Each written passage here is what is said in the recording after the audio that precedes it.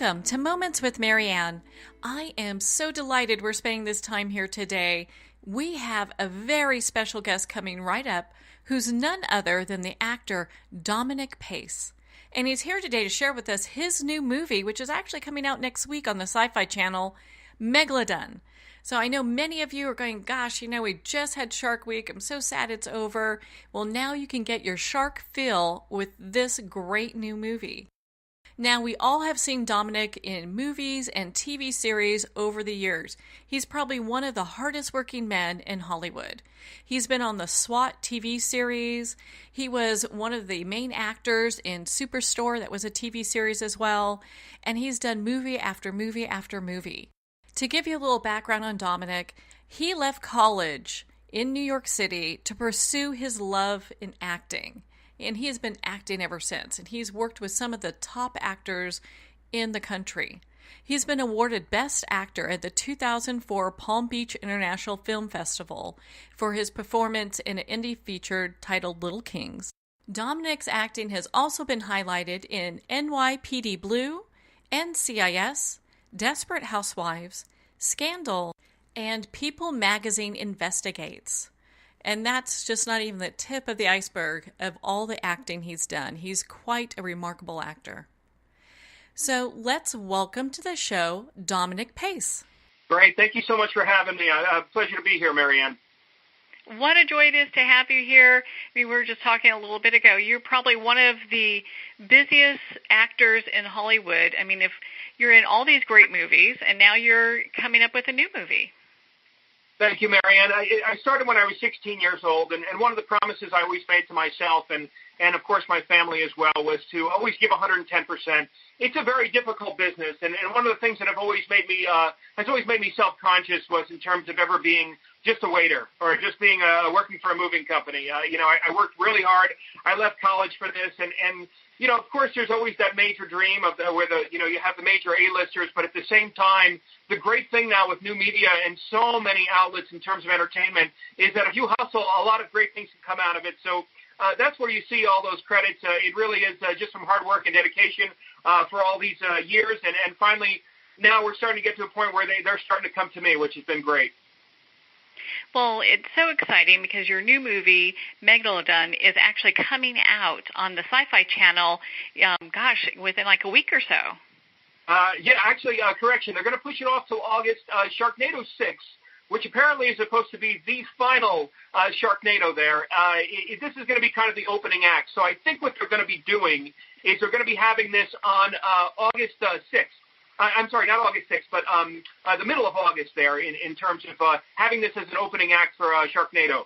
So really excited about it. First starring role, again, 25 years of hustle, and I couldn't be more grateful to be able to have done it with an action film, just because that was initially the reason I always wanted to become an actor was because of all the fun things that we did as kids, the cops and robbers and all the fun that I had with my friends growing up on my street in Austin, New York.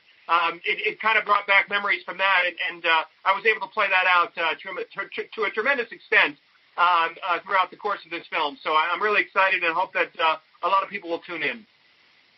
Oh, I'm sure a lot of people will. And I'd love to touch on what inspired you initially to become an actor, because I think a lot of people always would love to hear like the inspiration that makes people follow a certain path. Sure, absolutely.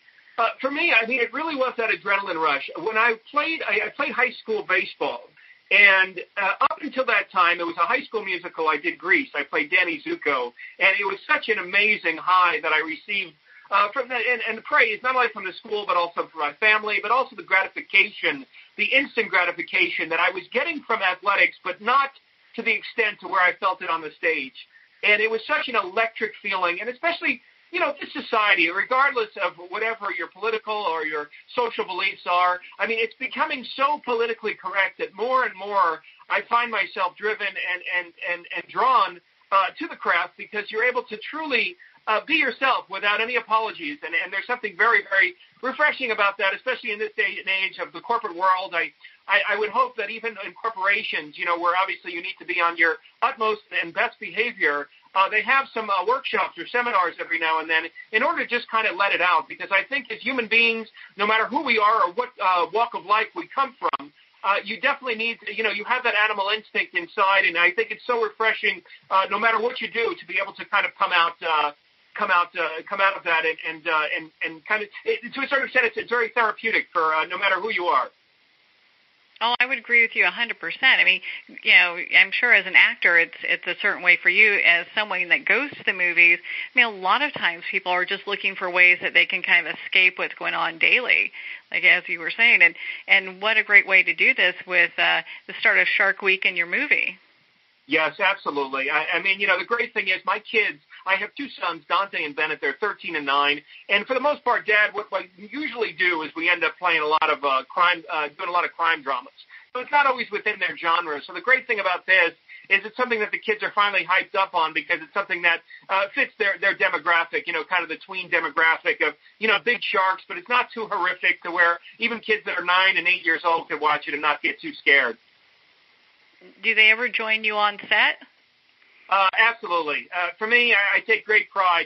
Every booking, it takes a tremendous amount of hard work to get there, and I've been so fortunate to have done it. I call it the major leagues on either major national television or major motion pictures. So on the days that, it's like a fire chief or a police officer being able to hold their son or to bring their son to work, I get the same amount of pride because the amount of work that goes into it behind the scenes is tremendous. So there's nothing that makes me more proud than to be able to show my sons, hey, work hard and good things end up happening. So it's something that I really enjoy sharing with my family on the days that we actually end up booking those fun roles.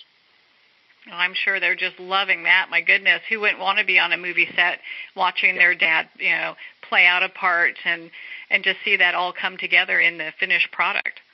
Absolutely. And again, this is kind of fun because I play a Navy captain. And again, we're doing just kind of a regular surveillance in the Pacific Ocean. So we're fighting the Russians. We've got this 150-foot shark we're fighting. There's a tremendous amount of action. And it's not too tongue-in-cheek. It's not too campy. This production company, more or less, usually tends to go in that direction where they like to have a little too much fun.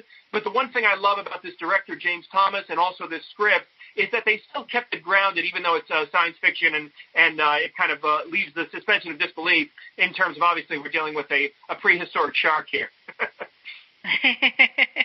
Well, and it really draws a lot of people's attention because when you talk about sharks and Shark Week, I mean, most people don't want to hear about a bigger shark, Right, exactly.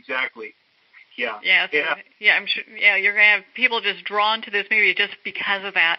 Well, and so I've got to ask, when they first reached out to you on this project, how did that go? Because I'm sure they were just like, "Hey, you are our first choice." I mean, my goodness. Well, that's the great thing now, Marianne. It's taking so long in terms of developing a resume strong enough that they're able to now, we're in a situation where they start coming to me. So that alone, and I've been experiencing that over the past 6 months, where for the first almost full year, I'm getting to a point where now I'm getting more offers as opposed to where, you had to go out and dive for the ball. You had to hustle. So finally we're getting to a point, especially with some of the higher channels, major network, you're never going to be too confident because, again, you can get blown off the ball by major movie stars, whether it's for a guest star or a series regular. But some of the higher channels now, I can't tell you what an honor it is and how privileged I am to be able to now finally get a resume and also a reputation for just being consistent, working hard. This script, I had 4 days to memorize 100 pages, if you can believe it or not. I was intimidated. I was a little scared because usually with most of the work I do is mostly television to where more or less we end up having about 4 to 6 pages at most, and you have about 2 or 3 days to be able to prep for that. We were running and gunning. The one thing that SyFy does not have, it's unlike Warner Brothers or Universal Studios to where you have a $60 to $70 million budget. They had to get this thing done quick. So the problem is that you have maybe 1 or 2 takes to be able to nail it right, and then they have to move on. So the irony to it is you need to be more prepared than the absolute professional A-lister because they are running through pages day in and day out, where normally the average amount of pages, I would say, on a major motion picture would be about 6 to 7. We were looking at maybe about 17 to 18 pages per day. And I got to tell you, the actors really need to be on point. You need to know your lines. You need to be prepared. You need to have that adrenaline rush. The one thing I'll say is that I was really drawn to that kind of work ethic and that work style because basically it it keeps your head in it, keeps your heart in it. So it actually, ironically, ends up giving you a better performance because it's almost like doing a stage play because there's no room to come up for air. So it was a tremendous amount of fun and a privilege to be able to be cast from James Thomas and also Asylum Entertainment. I can imagine that just was like a whirlwind. I mean, that sounds like a lot of work, and most people don't realize how much work goes into making movies nowadays. Absolutely, without question. But the great thing is, Marianne, as much as the business is difficult, we chose what we love, and that's why each and every day, and I hope that everybody does that, it's not like you're coming to work. I mean, as much as it's hard work, and whether it's a fisherman or a real estate agent or a fireman or a teacher, elementary school teacher, there has to be that element of pride and honor. And that's the one thing for me to where I feel so alive doing this craft, and you never know what's going to come every day. I had a nice little string of appearances on Jimmy Kimmel over the last couple of weeks, and each and every week is exciting. So even though there's a tremendous amount of hard work, and not only my field, but everyone else's, there's also a tremendous amount of gratification and privilege for doing what you love as well. Oh, what a great message, not only to send just normal people, but to your own kids. I mean, loving what you do is so important nowadays.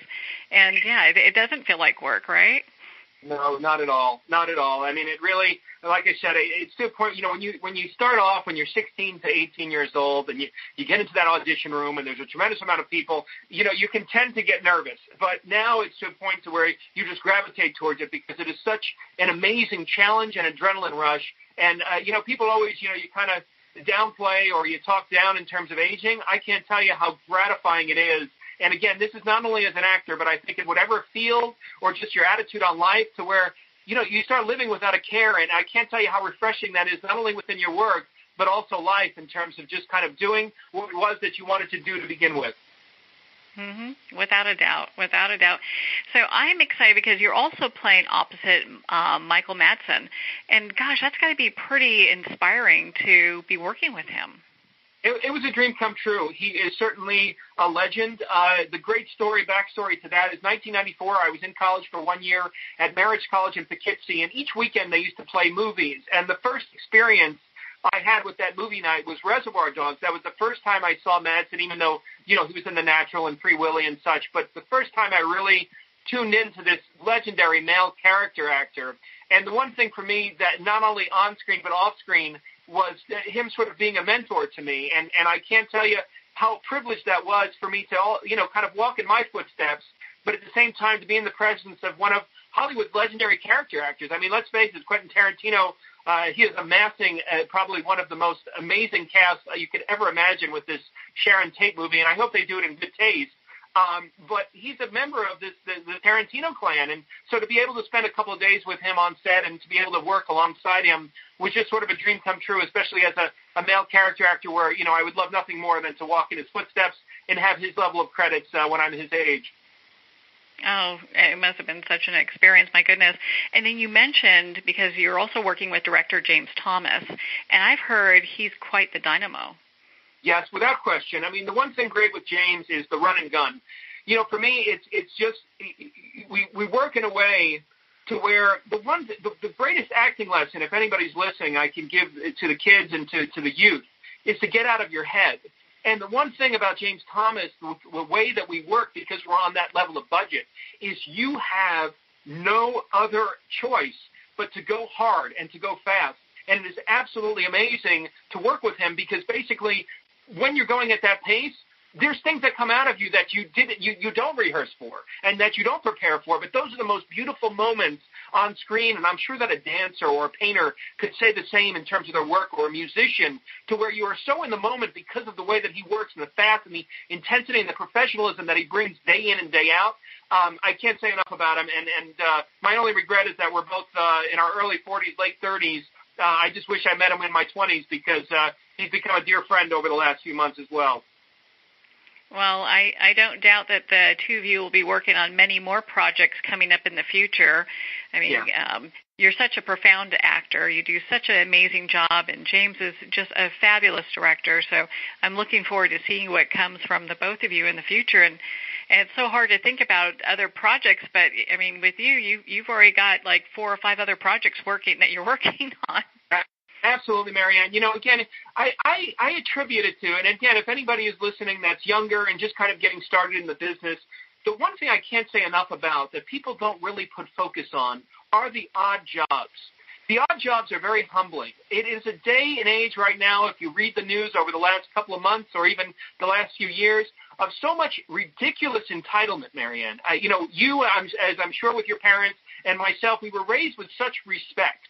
And if you look out, and I don't want to say, put an overall blanket on society these days, but there's really a lack of respect and a tremendous sense of entitlement. So when you take the manager at Starbucks or the manager at a restaurant or what have you, or anything in customer service right now, my heart goes out to them so much because the corporations are bending over backwards. I don't know if it's for the fear of Yelp or it's the fear of social media or what have you, but there's a certain point where I wish we can bring back in society that the customer is, in fact, wrong.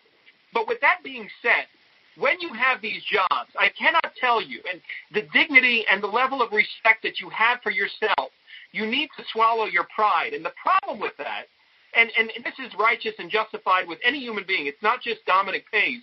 But the problem with that is that you need to speak up for yourself. You should deserve to have that level of self-respect when you come into work from 9 to 5, or if you're working a dinner shift from 5 to 3 o'clock in the morning.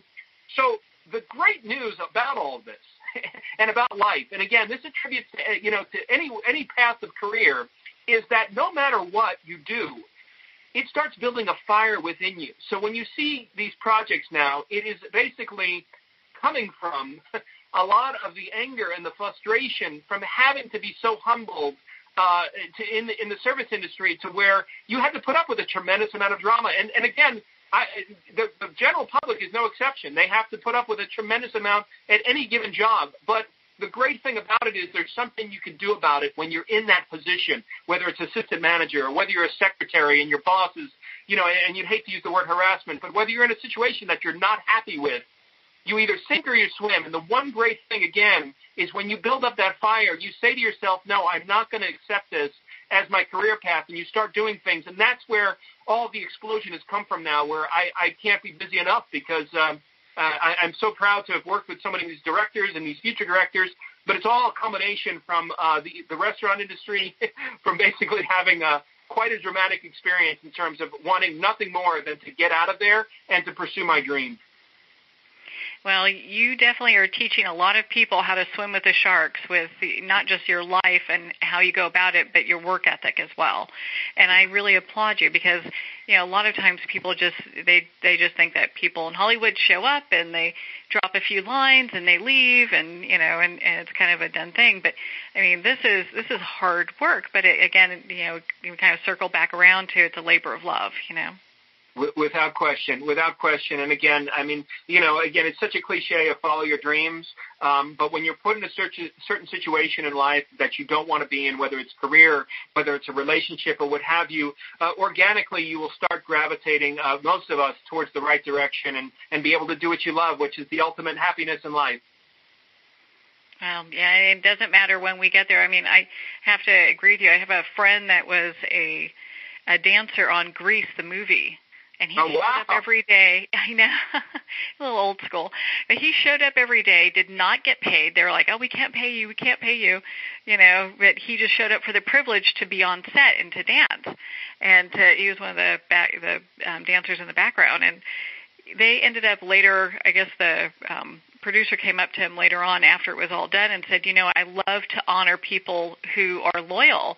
So I'm going to make sure you get royalties from this. So you never know when you pick up these odd jobs what's going to end up, working out as well as, maybe as a Grease. You just never know.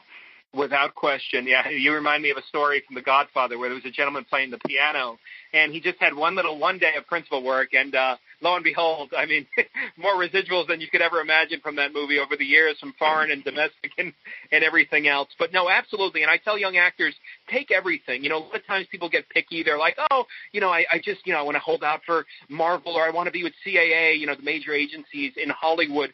But I can't tell you, and I can't stress enough, the importance of working with directors, because you never know where they're going to be in a couple of years. And they're also going to appreciate that hard work ethic and that level of professionalism where you continue to keep getting called back. I did a short film probably about 7 years ago, and we were just locked in a garage for 2 days doing this kind of scenario. Anyhow, long story short, the director got $500,000 financing from the wife's parents, and it ended up being a great film. I ended up having a supporting role opposite Doug Jones, William Forsythe, Steve Valentine, Max Adler, Will Kemp. It was a tremendous film, but again, the same thing. Had I not shown up for 2 days of unpaid work for a short film, I wouldn't have had that opportunity. And again, I can't tell you how many actors do pass on those opportunities because they're looking with their head in the clouds, but you got to take one step before the next. Yeah, it's all about following that passion again and not being afraid to do a little bit of hard work. Oh, my goodness, Dominic. I mean, I'm a big fan of yours, of your work. I think you do a phenomenal job. I know our fans are as well. Where can people connect with you and be part of your community?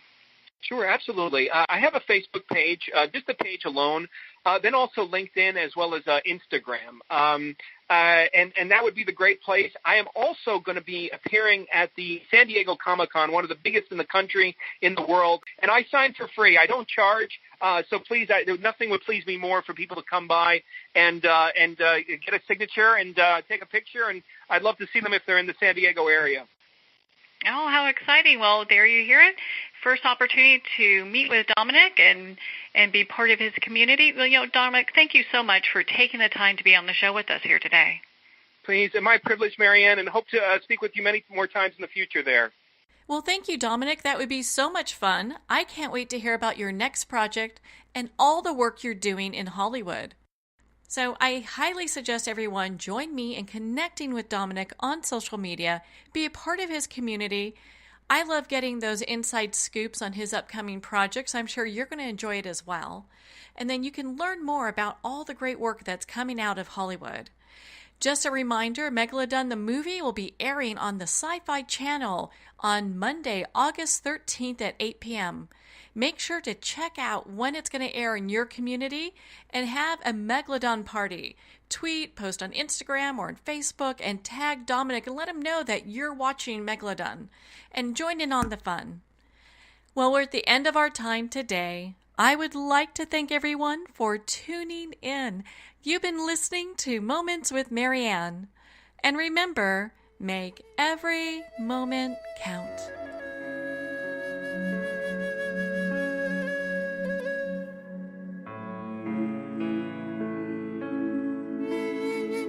In a single moment, your life can change. Moments with Marianne is a transformative hour that covers an endless array of topics with the best of the best. Her guests are leaders in their fields, ranging from inspirational authors, top industry leaders, and business and spiritual entrepreneurs. Each guest is gifted and a true visionary, a recognized leader in her own work, and while teaching others to develop, refocus, and grow, Marianne will bring the best guest and sometimes a special surprise. Don't miss this. You never know just which moment will change your life forever. Moments with Marianne airs every Thursday, Friday, and Sunday at 8 p.m. Eastern, 6 p.m. Mountain Time. Make sure to tune in and visit momentswithmarianne.com for more information.